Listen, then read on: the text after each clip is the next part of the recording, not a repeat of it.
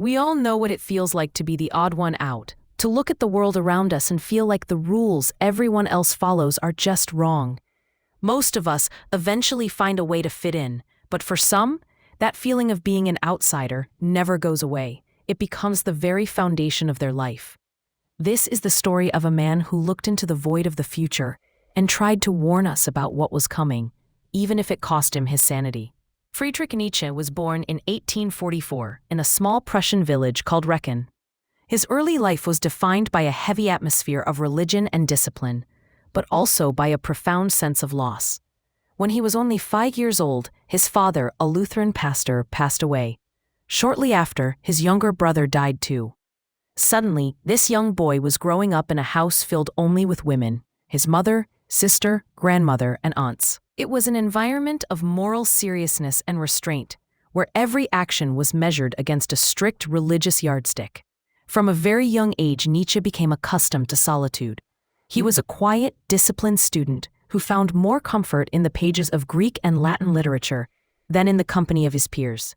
He was intellectually gifted, almost to a fault.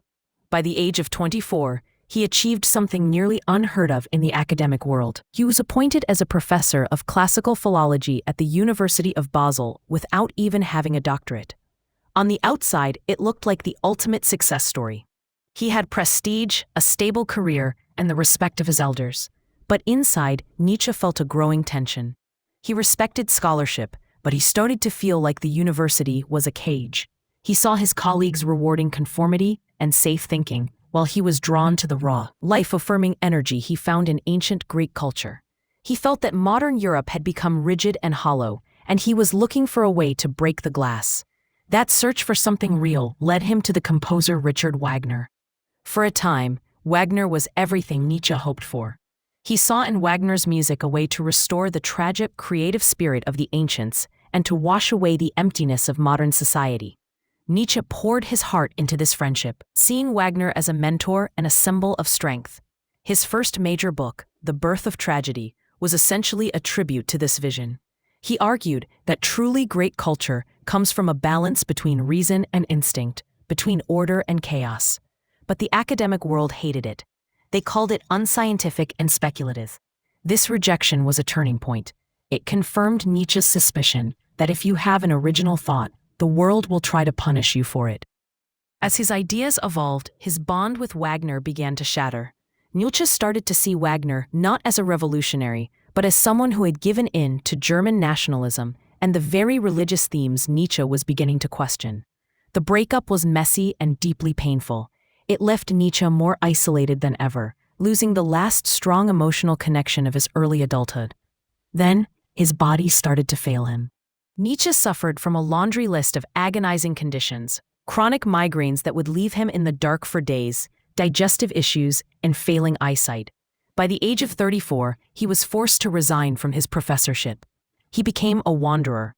For the next decade, he lived out of suitcases in rented rooms and modest boarding houses across Switzerland, Italy, and France. He was a man without a home, living on a tiny pension, often in physical pain, and almost entirely alone. But it was in this isolation that his most radical ideas were born. Without the pressure to please a university or a friend, he started to tear down the very foundations of Western morality. He didn't believe that our values were eternal truths handed down from above. Instead, he saw them as human inventions born out of fear and weakness. He famously claimed that God is dead. This wasn't a shout of joy, it was a terrifying diagnosis. He believed that society had stopped truly believing in a divine order, but was still trying to live by the old rules. He warned that this contradiction would lead to nihilism, a state where nothing has meaning and life feels like a mistake. Nietzsche didn't want people to give up, though. He wanted them to overcome. He talked about the will to power, the idea that every living thing wants to grow, to exert itself, and to reach its full potential. He dreamed of a person he called the Übermensch, someone who had the courage to create their own values instead of just following the herd. He wasn't talking about a tyrant. He was talking about an artist of life, someone who could look at a world without guaranteed meaning and say, "I will create my own." The tragedy is that while he was writing these world-shaking ideas, almost no one was listening. His books didn't sell. His friends stopped writing back. He was writing with a desperate urgency, sensing that his time was running out. His style became more poetic and aggressive. He didn't want to convince you with a dry argument. He wanted to provoke you. He believed that if a philosophy didn't unsettle you, it wasn't doing its job. By 1889, the strain finally broke him. In a street in Turin, Nietzsche saw a horse being beaten by its driver. In a final act of empathy that seemed to shatter his mind, he ran to the horse, threw his arms around its neck, and wept.